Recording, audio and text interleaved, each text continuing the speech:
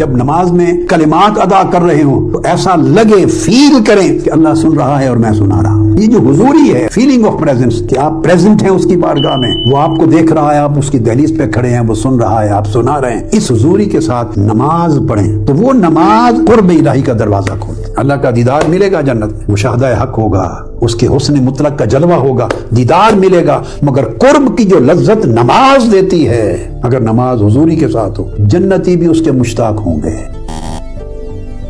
میں ایک حدیث پڑھی تھی کہ نماز برائی اور بے حیائی سے روکتی ہے، تو یہ کیسے روکتی ہے؟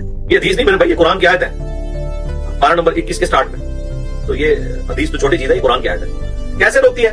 ظاہر ہے کہ جی جو بندہ نماز پڑھتا ہے تو اللہ کے ساتھ اس کا ایک تعلق ہوتا ہے، شرم و حیا ہوتی ہے کہ وہ میں نماز پڑھ کے آیا ہوں، میں اللہ کے ساتھ عہد کر کے آیا ہوں، ایاک نعبد و ایاک نستعین، خدا کو سیریس لینا ہوتا ہے، تو آہستہ آہستہ اللہ تعالیٰ اسے برائیوں سے بچا لیتا ہے۔ یقیناً نماز تو بہت بڑی چیز ہے میرے بھائی، صرف ٹوپی کو سر پہ رکھ لے یہ بھی بے حیائی سے روک دیتی ہے، داڑھی بے حیائی سے روک لیتی ہے انسان کو۔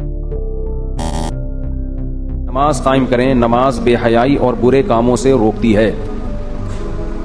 اگر کوئی نمازی آپ کو بے حیائی والے کام کرتا ہوا نظر آ رہا ہے تو دو باتوں میں سے ایک بات ہے، یا تو وہ نماز صحیح طرح سے قائم کر نہیں رہا، یا یہ فرض کر لیں کہ جتنا بچا ہوا ہے نماز کی وجہ سے بچا ہوا ہے، اگر نمازی نہ ہوتا تو اس سے بھی بڑا بے حیا ہوتا۔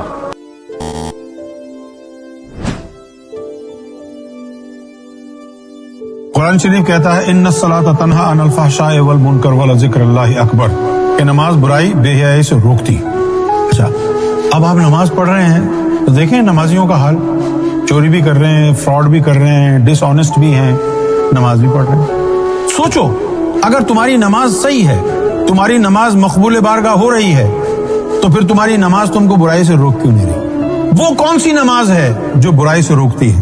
اس نماز کو پانے کے لیے سب سے پہلے اپنے دل کو پاک کرنا پڑتا ہے نا۔